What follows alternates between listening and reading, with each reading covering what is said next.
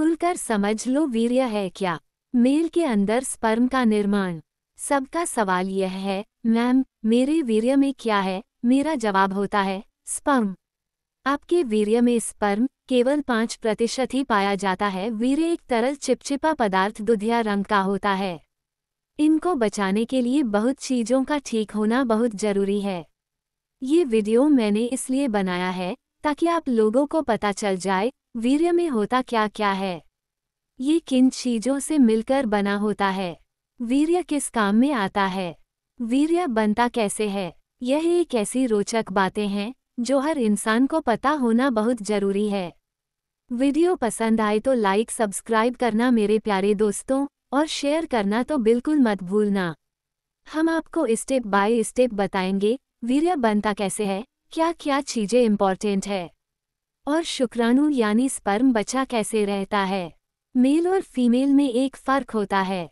Female के जननांग सारे अंदर होते हैं और मेल के जननांग कुछ अंदर और कुछ बाहर होते हैं।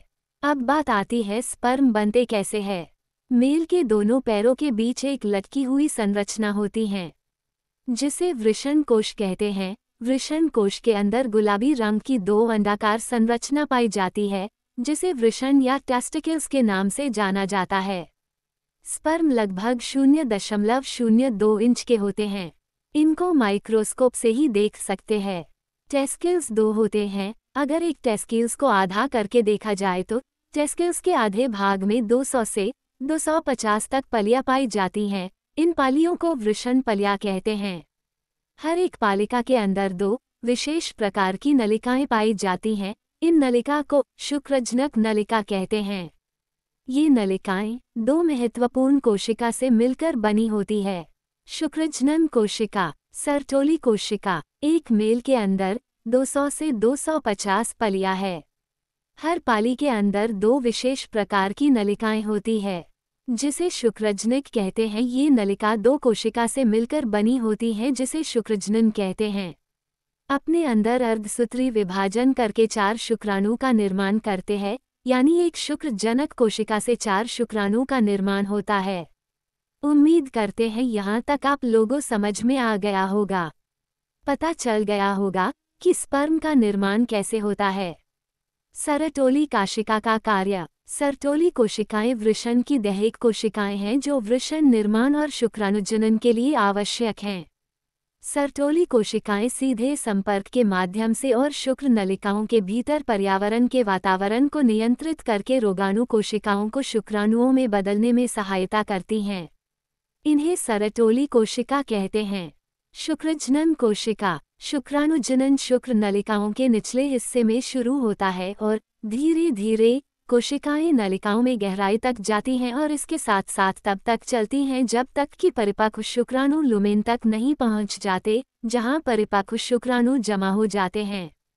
विभाजन अतुल्यकालिक रूप से होता है। यदि ट्यूब को अनुप्रस्थ रूप से काटा जाता है तो कोई अलग अलग परिपक्वता अवस्थाओं को देख सकता है।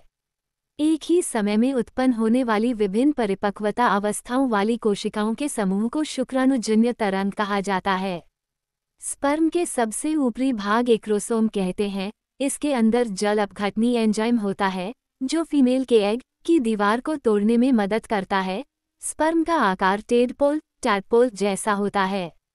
इसमें एक गोल या अंडाकार सिर हेड होता है जिसमें न्यूक्लियस स्थित होता है।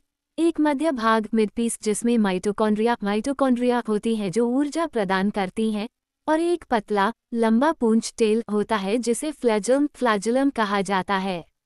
ये पूंछ स्पर्म को तैरने में मदद करती है। एक मेल के अंदर 3 ग्रंथियां पाई जाती हैं। शुक्राशय, प्रोस्टेट, बल्बोयूरेथ्रल। ये तीनों मिलकर एक पदार्थ का निर्माण करते हैं जिसे वीर्य कहते हैं।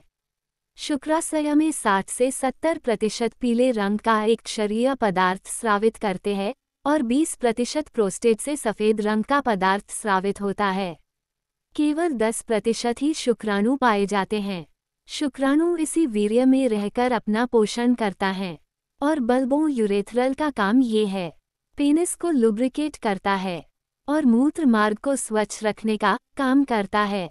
एक मेल के अंदर करोड़ों की संख्या में स्पर्म का निर्माण होता है हर स्पर्म का एक ही लक्ष्य होता है, फीमेल के अंडे को फर्टिलाइजेशन करना। फीमेल में हर महीने में एक ही एग बनता है, चाहे लेफ्ट ओवरी में या राइट ओवरी में। फीमेल के अंडे में दो मुख्य दीवारें होती हैं। Number 1, zona pellucida. Zona pellucida, यह अंडे के चारों ओर एक पारदर्शी ग्लाइकोप्रोटीन की परत होती है। ये परत स्पर्म के साथ मिलन फर्टिलाइजेशन में महत्वपूर्ण भूमिका निभाती है। Number 2, corona radiata. Corona radiata, यह ज़ोना पेल्यूसिडा के बाहरी तरफ होती है और ग्रेन्युलोसा कोशिकाओं की एक परत होती है जो अंडे को पोषण और सुरक्षा प्रदान करती है।